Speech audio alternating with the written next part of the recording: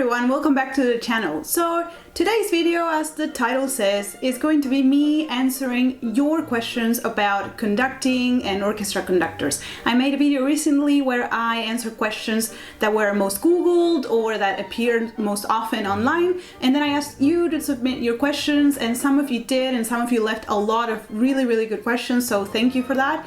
And so without further ado, let's just get to them. P.S. If you're new to the channel, I am an orchestra conductor, and that's why I answer questions about orchestra conductors. First question: have you ever joined a conducting competition? Does it help a conductor's career as much as winning competitions does for soloists? I have participated in 3 or 4 competitions. I didn't win them, but I went far. I will be participating in a competition in July if COVID doesn't push it forward again. And if I do, let me know if you would like me to vlog that and show you as much as I can of that experience. And regarding the actual results, I've never received such a big prize, so I can't say from empirical data that it would change your life, but I would imagine it would. Some of them have ridiculously high prices, like, I don't know, 20,000 euros. But the most important prizes are the ones, for example, the Donatella Flick conducting competition is really great because if you win, you are assistant conductor of the London Symphony Orchestra, I think for a year or maybe 2, but that means you're instantly placed somewhere that is, of course, brilliant. So in that sense, I think it can be really life-changing for those big competitions, for the people that win them. But I also think conducting is a very strange career in that everybody pursues it in a very different way. Usually if you compare 2 careers, they never really look the same. So who knows? But in general, I would say yes, they seem to be very beneficial for the people that win them. Okay, I have a bunch of questions here from one user. Thank you so much. They're all great. I'm gonna pick a couple. One says, do conductors have a different score they look at versus what musicians do? Yes, I actually made a video where I show you some of my scores, but in a nutshell, the conductor has every single instrument that is in front of you, that is included in the piece that you're conducting, and every single player only has their part. So the flute only has flute and so forth. And that's why it's also important for us sometimes to cue people in, because if the piece is not very well known, a person might not have such a great reference of when they're coming in, or if it's very contemporary because they don't have every other instrument. But of course, if it's Beethoven 5, everybody knows exactly where and when they have to play. Here's one that I have not much to say about. What do you think of the show Mozart in the Jungle? I have purposely not watched it. I mean, on the one hand, I cannot watch it because I don't have a cable, or wherever it is now, Amazon, I don't know.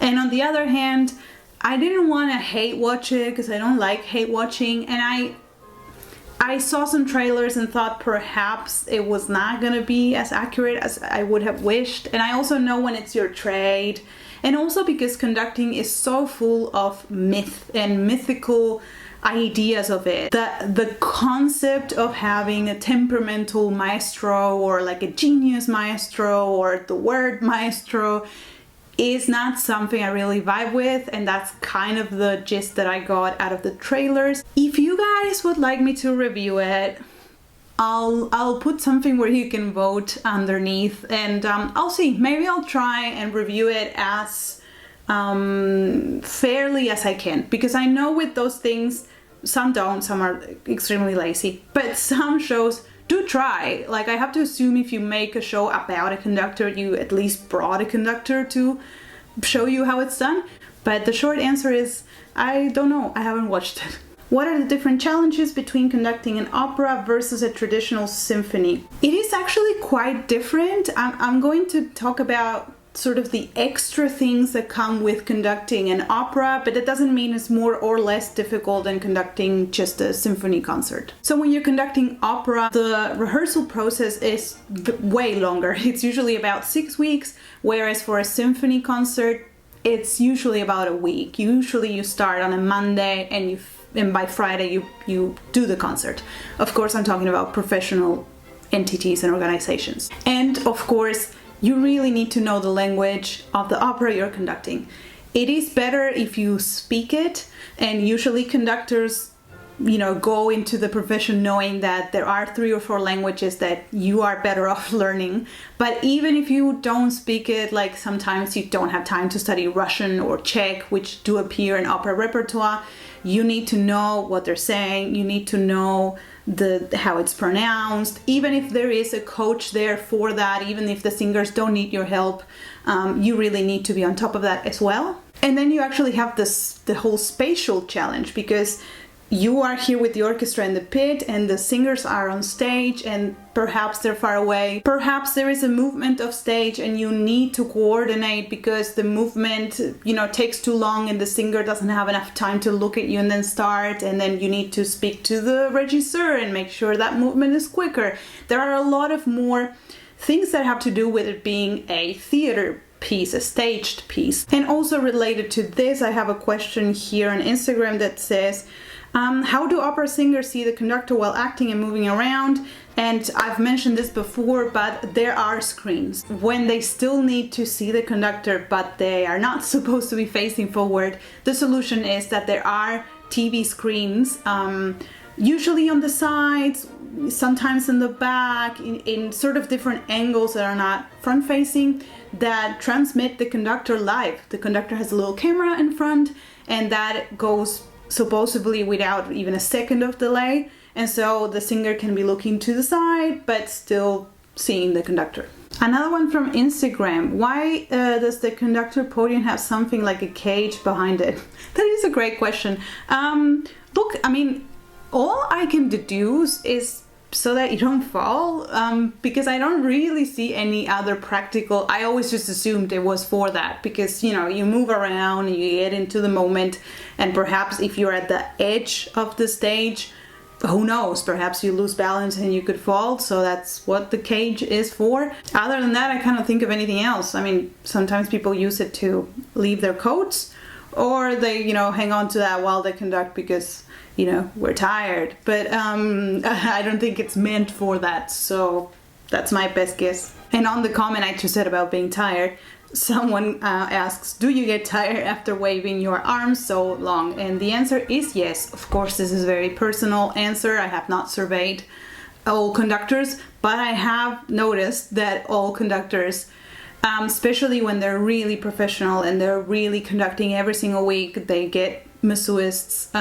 they get something to help, because it's a very unusual type of movement to be doing for so long, especially if you do opera, which can be 2 to 3 hours. Like I said in some other video, I think generally we just don't have enough time for exercising, or we don't prioritize it as much, because we always need to be studying so much and learning languages and this. And so I do feel like general physical exercise falls kind of way behind in the priority list, but it's tricky, because eventually it will come and get you if you're not trained for it, because it is quite demanding for the whole upper body. Another question: what's your estimate of how many conductors can play an instrument? Is it 100%? I'm thinking all of you had at least basic piano playing in your youth. I would say yes. Most conductors play an instrument. I do know some exceptions that don't and are still amazing conductors, but if we're gonna average things out, yes, because it is stranger that you just decide to be a conductor without any first steps in music. Usually you start with some instrument and then you realize you like conducting, or you played in an orchestra, watched the conductor and realized, hey, I would like to do that.